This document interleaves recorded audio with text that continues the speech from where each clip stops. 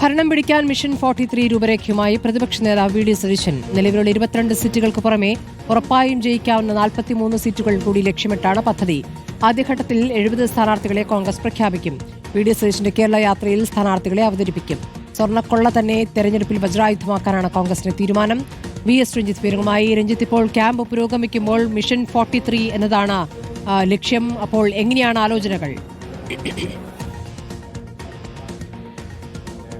സ്മൃതി, camp പൂർത്തിയായിരിക്കുന്നു. K C വേണുഗോപാലും Ramesh ചെന്നിത്തലയും ഉൾപ്പെടെയുള്ള നേതാക്കന്മാർ മടങ്ങിയിരിക്കുന്നു. വി ഡി സതീശനകത്തുണ്ട്, അതുപോലെ കെ പി സി പ്രസിഡന്റുമുണ്ട്. അല്പസമയത്തിനകം ക്യാമ്പിലെ വിശദാംശങ്ങൾ വെച്ചുകൊണ്ട് നേതാക്കന്മാർ മാധ്യമങ്ങളെ കാണും എന്നാണ് അറിയുന്നത്. അല്പം മുമ്പ് കെ സി ഇറങ്ങിപ്പോകുമ്പോൾ 100-ലധികം സീറ്റുകൾ ലഭിക്കുമെന്നും യു ഡി എഫിന്റെ വലിയ തരംഗമുണ്ടാകുമെന്നും യു ഡി എഫിനെ അനുകൂലിക്കുന്നവർ മാത്രമല്ല CPM-കാർ പോലും വോട്ട് ചെയ്യുമെന്നുള്ള വലിയ ആത്മവിശ്വാസമൊക്കെ പ്രകടിപ്പിക്കുന്നത് കണ്ടു. ഏതായാലും നിലവിൽ കോൺഗ്രസിന് 22 സീറ്റുകളാണുള്ളത്. ആ കോൺഗ്രസിന്റെ 22 സീറ്റിനോടൊപ്പം കോൺഗ്രസ് മത്സരിക്കുന്ന 93 വാർഡുകളിൽ 93 മണ്ഡലങ്ങളിൽ 43 അധികമായി പിടിച്ചുകൊണ്ട് 65 എന്ന ലക്ഷ്യത്തിലേക്ക് എത്തുക. അതോടൊപ്പം ഘടകകക്ഷികൾ പിടിക്കുന്ന മണ്ഡലങ്ങളും കൂടി ചേർത്ത് 90-ലധികം സീറ്റുമായി അധികാരത്തിലെത്തുക എന്നുള്ളതാണ് ഇപ്പോൾ മിഷൻ 2026-ൽ കോൺഗ്രസ് ലക്ഷ്യം വെക്കുന്നത്. യു ഡി എഫിന് 100ഓളം സീറ്റുകൾ എന്ന് പറയുമ്പോൾ 90-ലധികം സീറ്റുകൾ കിട്ടും എന്നുള്ളത് ഉറപ്പാണ്. അതിൽ തന്നെ ഒരു ഒറ്റ സീറ്റ് പോലും ഇല്ലാത്ത കോഴിക്കോടും കാസർകോട്ടും അതുപോലെ പത്തനംതിട്ട, ഇടുക്കി തുടങ്ങിയ ജില്ലകളിലും തിരുവനന്തപുരത്ത് ഒറ്റ സീറ്റുള്ള ജില്ലയിലും എറണാകുളത്ത് 7 സീറ്റുകളിടത്തുമൊക്കെ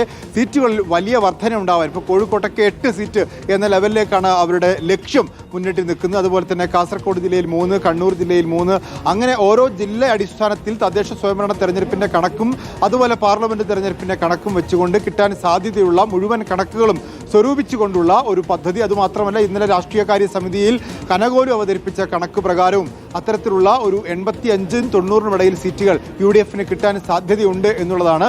അതിൽ 70 സ്ഥാനാർത്ഥികളെ, കോൺഗ്രസിന്റെ 70 സ്ഥാനാർത്ഥികളെ വി ഡി സതീശന്റെ യാത്രയ്ക്ക് മുൻപ് കണ്ടെത്താനും അതിൽ വി ഡി സതീശന്റെ യാത്ര ആരംഭിക്കുമ്പോൾ ഓരോ മണ്ഡലത്തിലും സ്ഥാനാർത്ഥികളെ കൈപിടിച്ചുയർത്തി അവരെ അവതരിപ്പിക്കാനുള്ള ഒരു നീക്കമാണ് കോൺഗ്രസിന്റെ ഭാഗത്തുനിന്നുണ്ടാവുന്നത്. ഏതായാലും അല്പസമയത്തിനകം നേതാക്കന്മാർ പുറത്തിറങ്ങും. സ്വർണ്ണക്കൊള്ള ഉൾപ്പെടെയുള്ള വിഷയങ്ങൾ, സ്വർണ്ണക്കൊള്ള, SIR, അതുപോലെ തൊഴിലുറപ്പ് പദ്ധതി, ഇത്തരം വിഷയങ്ങളിൽ നിരന്തരമായി സമരരംഗത്തിറങ്ങാനും ഈ കോൺഗ്രസിന്റെ ഈ സമിതി നേതൃയോഗത്തിൽ തീരുമാനമായിട്ടുണ്ട്. ശരി, വി എസ് രഞ്ജിത്താണ് വിവരങ്ങൾ നൽകിയത്.